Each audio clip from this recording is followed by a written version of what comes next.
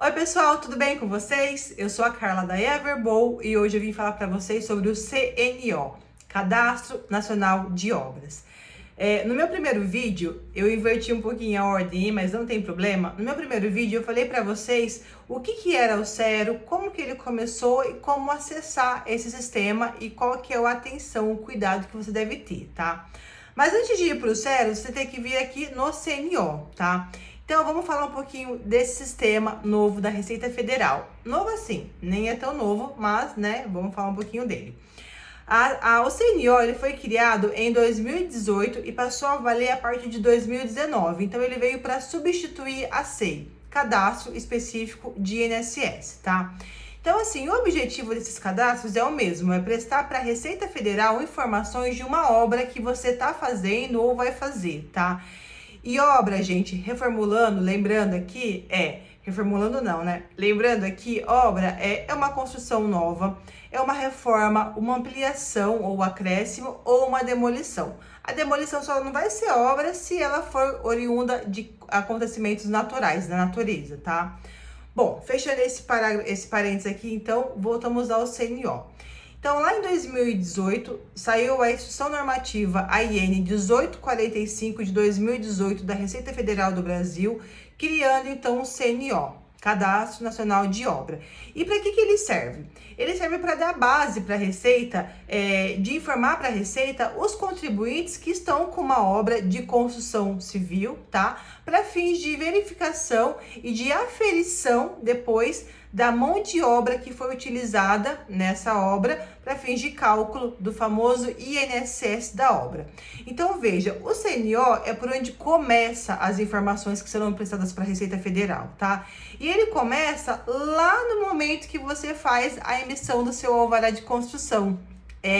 Fiquem atentos, tá? Porque toda vez que vocês pedirem lá na prefeitura da sua cidade uma aprovação no seu projeto de construção, a Receita Federal ela tem até o dia 10 do mês subsequente em passar essas informações lá para a Receita Federal através do Cisobra-Pref. Cisobra-Pref, então, é o sistema que as prefeituras do Brasil comunicam à Receita Federal das informações de obras daquele determinado contribuinte.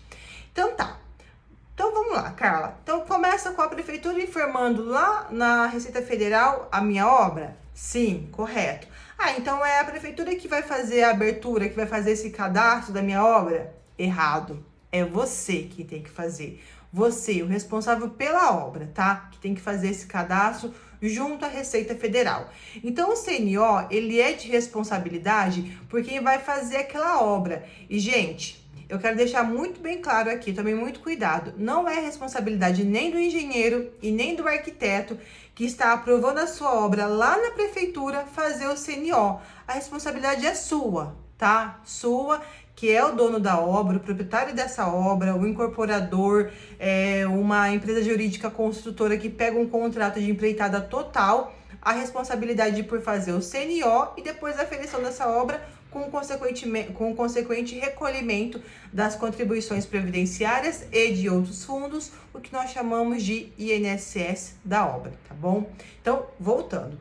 A responsabilidade, então, você já entendeu que não é da prefeitura e que é sua. Mas, Carla, qual que então é a penalidade se eu ficar aqui, ó, quietinha no meu canto e não comunicar a Receita Federal dessa minha obra? A penalidade é uma multa. Lá na IN 1845 de 2018, existe a seguinte informação, que o CNO, ele deve, tá vendo? Não é uma opção, é uma obrigação. Ele deve ser feito em até 30 dias após o início da sua obra. Então, depois que você começou a fazer a sua construção, você tem até 30 dias para fazer a abertura do CNO lá no ECAC, na Receita Federal, sob pena de multa, tá? E aí, a Receita Federal, em alguns casos, ela pode fazer esse CNO de ofício para fins de fiscalização e autuação da pessoa responsável pelaquela obra. Então, fiquem muito atentos a isso.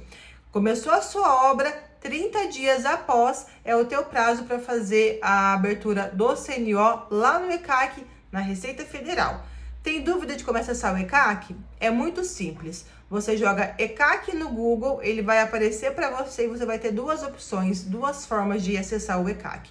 ou com código de acesso, que é quando você cria com base nos seus protocolos de entrega de imposto de renda, ou com base no gov.br, tá? Quem tem certificado digital é muito mais rápido, quem não tem, tem essas duas modalidades que eu mencionei aqui. Pois bem, acessou o ECAC, vocês vão lá em cadastro, na abinha cadastro, e aí vai ter a opção Cadastro Nacional de Obra, CNO. É ali que você vai e lança as informações da sua obra, tá bom? E aí, vocês podem ficar com a seguinte pergunta. A minha obra ela é antiga, eu não fiz a abertura do CNO. Será que tem, né, algum cadastro na minha obra? Lembra que eu falei para vocês lá no comecinho que o CNO ele veio para substituir o SEI? Alguns casos, em muitos casos na verdade, já tem a SEI. Mas, Carla, a SEI não foi alterada? Foi. Só que lá no ECAC, nessa mesma abinha de cadastro, você consegue pegar a sua SEI e migrar para o CNO. Então, é muito simples. O sistema, ele é muito intuitivo, não é difícil. Porém, não se engane que ele não gera nenhum risco pela simplicidade dele, tá? Por quê? Ali no CNO, no cadastro, você vai começar preenchendo algumas informações, então são várias abinhas para serem preenchidas até gerar a fichinha de inscrição, que é onde vai dar para você o número do seu CNO, tá? Do cadastro dessa sua obra aí. Ele é um sistema intuitivo, sim, não vou negar. Porém, as informações que você começa prestando lá no CNO gerarão impacto para você lá na aferição no Cero. E essas informações do CNO quanto do Cero, elas vão gerar para você um valor do INSS da sua obra que você vai ter que pagar, caso você não tenha feito o recolhimento durante a execução da sua obra, tá? Então, tome muito cuidado. Por mais que é um sistema intuitivo, você tem que saber perfeitamente o que preencher, como preencher e quando preencher, tá bom? Esse vídeo hoje curtinho também, né, para falar um pouquinho do CNO. Então é essa a mensagem que eu queria trazer para vocês. Fiquem atentos ao prazo para fazer o CNO. E um ponto importante, não vou deixar de falar isso para vocês. Ainda mesmo que seja um vídeo curtinho, eu quero trazer informação porque eu quero que vocês tenham informações ricas, tá? Quem são os responsáveis, então, por fazer o CNO? Eu comentei que não é nem o engenheiro e nem o arquiteto. E também comentei que não é da prefeitura a responsabilidade de fazer o CNO, é sua, tá? Então, quem são os responsáveis por fazer a regularização de uma obra perante a Receita Federal, começando lá com o CNO, proprietário do imóvel, dono da obra, para o proprietário do imóvel, qual que é a diferença básica? O proprietário do imóvel é aquela pessoa que tem a matrícula do imóvel, que tem a propriedade, que é dono daquele imóvel. O dono da obra é quem tem a posse daquele imóvel. Vamos pensar no seguinte exemplo, tá? Um locatário. O locatário, ele não é o proprietário do imóvel. O proprietário do imóvel é o locador, é quem tem a posse, é quem tem a matrícula, a propriedade do imóvel, tá? Então, o locatário, ele é o dono da obra, tá? Comprei um terreno financiado e vou construir. Você não é dono daquele imóvel ainda, você é o cessionário daquele imóvel, então você é o dono da obra. Então, voltando aqui, quem são os responsáveis por fazer a regularização de uma obra perante a Receita Federal?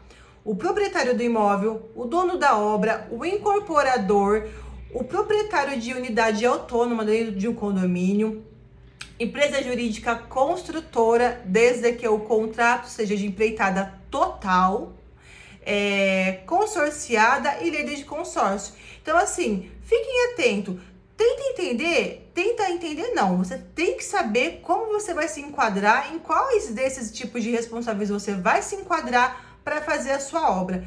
E aí, detalhe, pessoa jurídica e pessoa física também tem que ter essa informação para fazer o CNO, tá? Lembrando que pessoa jurídica, o valor de INSS é muito maior, porque você não vai ter o fator de ajuste e nem o fator social, que é o que reduz um pouquinho o INSS da obra para pessoa física, tá bom? Então, um beijo, eu espero de forma clara e rápida e não entrando muito no operacional aqui, trazer informações para vocês, que nesse momento deve estar pesquisando para pelo menos entender, né, o que é isso. Então, espero que vocês tenham gostado desse vidinho.